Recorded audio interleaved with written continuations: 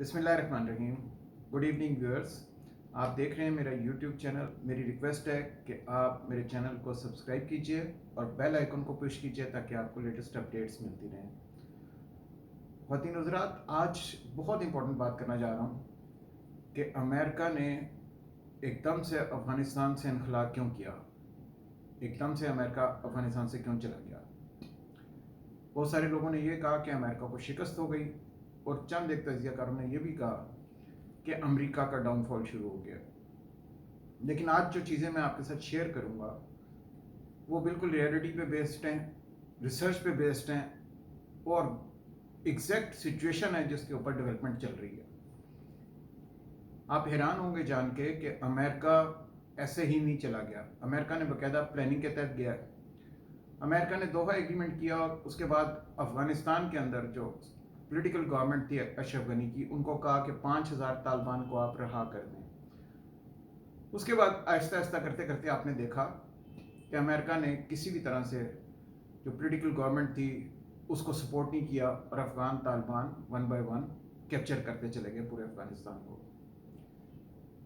फिर हमने देखा कि अफगानिस्तान में जितने भी इंडियन स्टेक्स थे, यानी कि इंडिया ने जितनी भी इन्वेस्टमेंट की हुई थी, उसके मुतालिक भी अमेरिका ने इंडियंस के साथ भी कोई डाटा शेयर नहीं किया था और इंडियंस को भी बड़ा अफसोस हुआ, बड़ा दुख हुआ कि उनकी इतनी इन्वेस्टमेंट ज़ाया चली गई।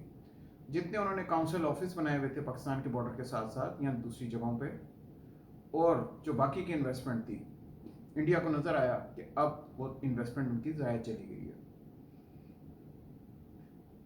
थोड़ा सा और पीछे चले जाइए तो आपको नज़र आएगा कि अमेरिका अब देख रहे हैं ग्लोबली उसको अगर किसी को से थ्रेट है तो वो सिर्फ चाइना है। चाइना को उसने अपना टारगेट नंबर 1 बनाया हुआ है। जाहिर है रशिया अब उसके लिए इतना बड़ा टारगेट नहीं है, चाइना ही बड़ा टारगेट है। तो चाइना को काबू करने के लिए अमेरिका ने पूरा एक प्लान करके एक नेटवर्क बनाया जिसके तहत चाइना का सबसे बड़ा सूबा है ज़ीजियांग। ज़ीजियांग सूबा ये चाइना का ऐसा सूबा है कि आप समझ लें आधे से ज़्यादा यूरोप इसके अंदर समा सकता है। ज़ीजियांग के साथ तकरीबन 8 ममालिक लगते हैं। इनका मैं नाम ले लेता हूँ: Russia, Mongolia, Tajikistan, Kyrgyzstan, Kazakhstan, Afghanistan, Pakistan और इंडिया। इस जगह पे आपने ये भी सुना होगा कि अमेरिका ने पिछले 1.5-2 साल से शोर मचाया हुआ है कि उलगर चाइनीज़ को, जो मुसलमान हैं, उनको चाइनीज़ ने तशद्दुद करके और उनके साथ बहुत बुरा सलूक किया। ये पूरा एक प्लान तैयार किया गया ताकि उस प्लान के तहत लोगों को उकसाया जाए और चाइना पे अटैक करवाया जाए। इस सूबे की आज़ादी के लिए बाकायदा एक तंजीम है जिसका नाम है east Turkmenistan Islamic movement, ETIM। ETIM बाकायदा इस जगह पे अब अटैक करेगी। आप देखेंगे आने वाले महीनों में, चंद एक माह में, कि बाकायदा प्लानिंग के तहत चाइना के ऊपर भी अटैक शुरू किए जाएंगे। चाइना इस मामले में बेइंतहा एहतियात से काम ले रहा है और पाकिस्तान और चाइना के प्लानिंग थिंक टैंक्स ये सारा कुछ जानते हुए इसके ऊपर अपनी स्ट्रेटजी मुरतब कर रहे हैं। ये ETIM, इसको कहाँ से सपोर्ट मिलेगी? जाहिर है इसको सपोर्ट चाहिए तभी ये कुछ कर सकती है। इसको सपोर्ट मिलेगी Taliban, I beg your pardon, al Qaeda से।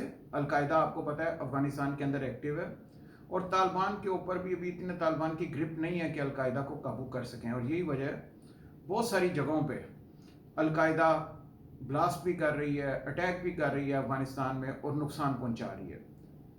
अलकायदा के साथ साथ जमात तौहीद वल जिहाद, ये भी उनको तंजीम सपोर्ट कर रही है, और जमात अंसारुल्लाह, और इसके अलावा बहुत सारी और हैं, खुरासान तंजीम भी है, ये भी सारी उनको सपोर्ट कर रही हैं। अब ये जितनी की सारी मिलिटेंट्स ऑर्गेनाइजेशंस हैं, इनका मकसद होगा कि किसी भी तरह चाइना को अटैक करके डिस्टेबलाइज करें, पाकिस्तान और चाइना के दरमियान एक किस्म का रिफ्ट क्रिएट करें। आपने देखा पाकिस्तान के अंदर चाइनीज़ इंजीनियर्स की बस पे हमला हुआ और उसके पीछे फिर ईरान निकला, ईरान के प्लानर्स निकले। हालांकि वो सारा प्लान अफगानिस्तान से हुआ था, लेकिन اس کو ایگزیکیوٹ باقاعدہ ایرانینس 2-3 ایرانین پکڑے گئے تھے, انہوں نے باقاعدہ ایگزیکیوٹ کروایا تھا, اور انہوں نے پھر یہ مانا ہے کہ ہم نے اور بھی بہت ساری دہشت گرد کارروائیوں میں, کلبھوشن یادیو بھی آپ کو یاد ہے ایران میں بیٹھ کے ایکٹیویٹیز کر رہا تھا. اب پاکستان ایران کو اپنا دوسرا گھر سمجھتا ہے, پاکستان سمجھتا ہے کہ ایران واقعی پاکستان کے ساتھ اتنا ہی سنسیئر ہے جتنا پاکستان ایران کے ساتھ ہے. پاکستان کیوں چاہے گا کہ ہم ایران کی کسی بھی طرح سے کو پرابلم کریٹ کریں؟ پاکستان ہمیشہ یہ چاہتا ہے کہ خطے کے اندر ایران سے اچھے تعلقات رہیں, افغانستان سے اچھے تعلقات رہیں.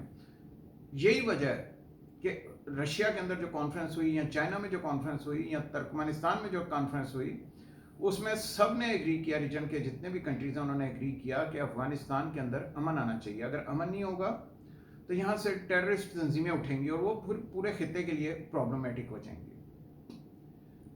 آپ یہ ساری کی ساری چال, ظاہر ہے ایک پورا نیٹ ورک بچھایا گیا ہے.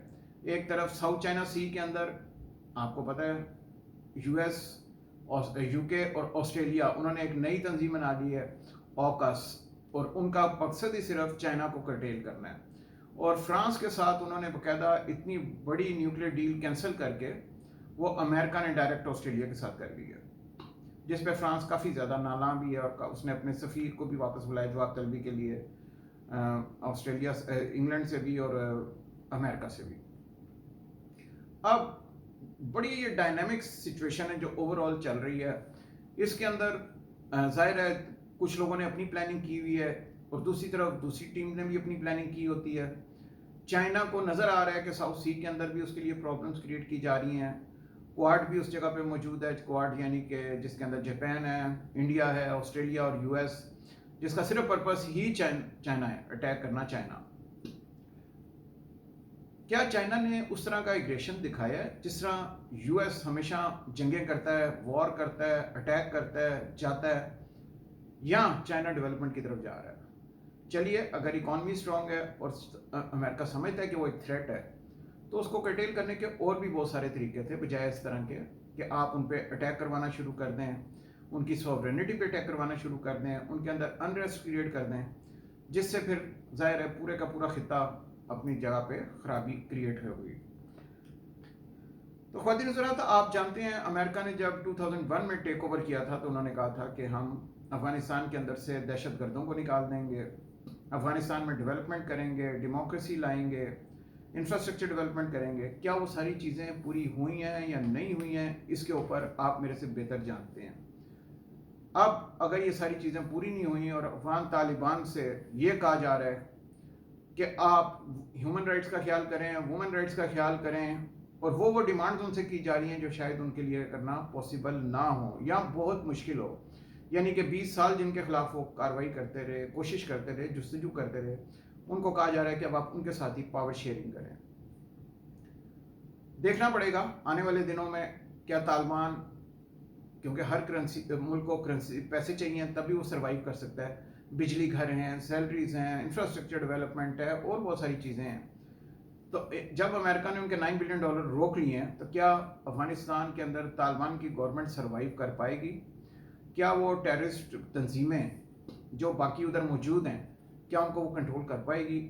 کیا دوبارہ سے افغانستان ٹیررسٹ کا گڑھ بن جائے گا, یا پھر افغانستان کو خطے کے ممالک مل کے کسی بہتر صورت کے حق کی طرف لے کے جائیں گے؟